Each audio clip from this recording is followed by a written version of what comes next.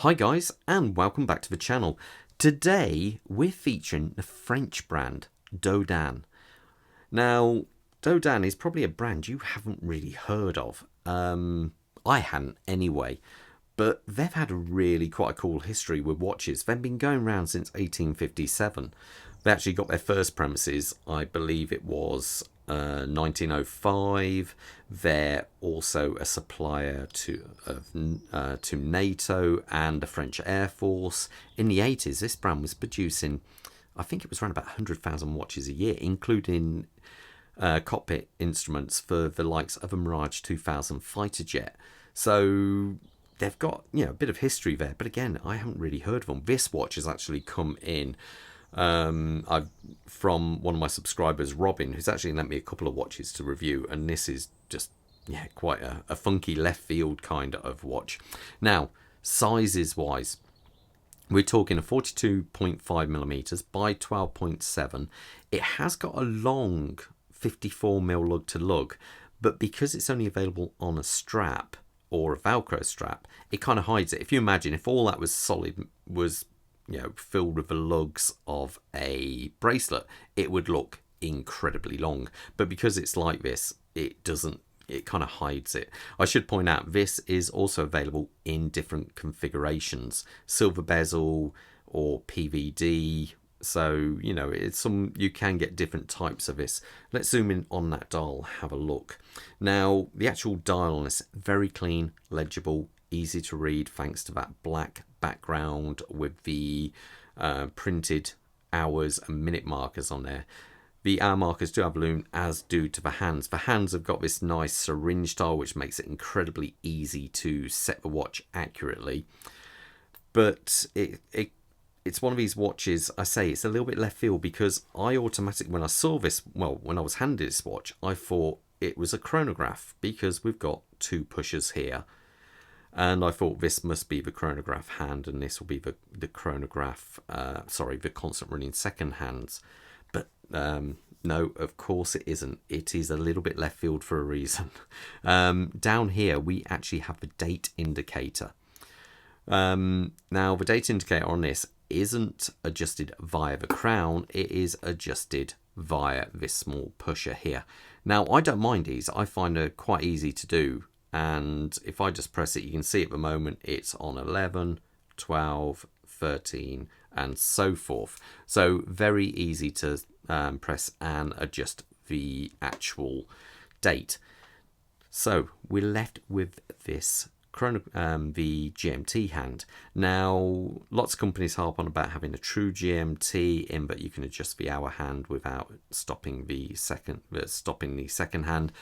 And this is truly one of them. But how you do it is the use of these pushers. So if I unscrew these, I say it's so strange because it to me this is how you operate a chronograph. But there you go. This is very left field. So if I want to adjust the hour hand, let's say I fly over to Germany now, or sorry, let's say France. I fly over to France from England. I would need to adjust my hour position 1 hour forward. There you go. Easy, simple, doesn't get any easier than that. And it's just so easy. So if I want to change it again, bump, bump, bump, but then I fly back. And there you go. It is just so easy, but so quirky that you have these pushers there throughout. I like it. It's kind of weird and interesting. So anyway, let's tighten those back up.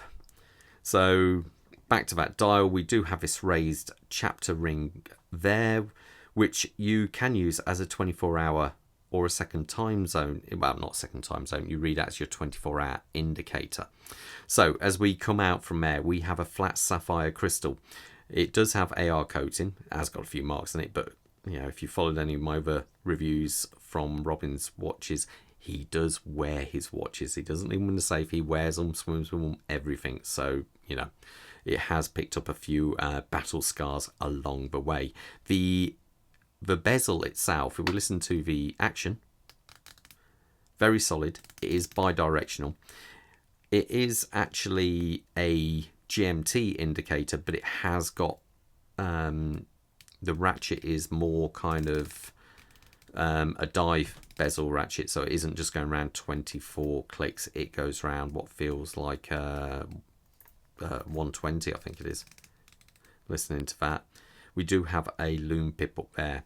Now, as we come round to the case of a watch, the case is actually quite interesting because they've sunk it down a little bit there from the lugs, and I do like that. We have this bead blasted finish, but I love this kind of, you know, the way they've sunken in the end of the lugs there. I think that just looks so cool and interesting.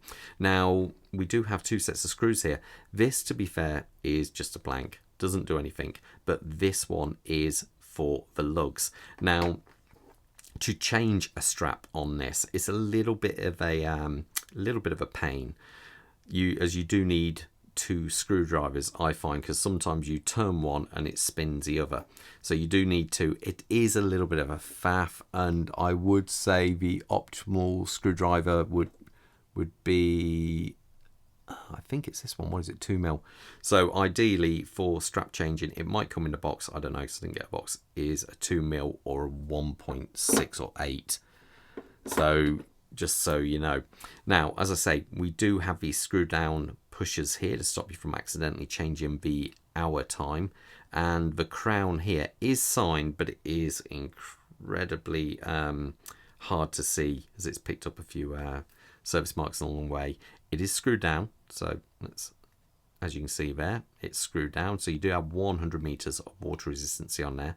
Now, when it comes to movement on this, it's quite an interesting one, really. I did put it on the time grapher earlier, and to be fair, it was coming out around about 1, -1, somewhere around about there on the time grapher, so it's actually very good. Impressive beat rate. Amplitude was a tiny bit low maybe, but the beat rate was really impressive. So, as we can see through this display case on the back, screw down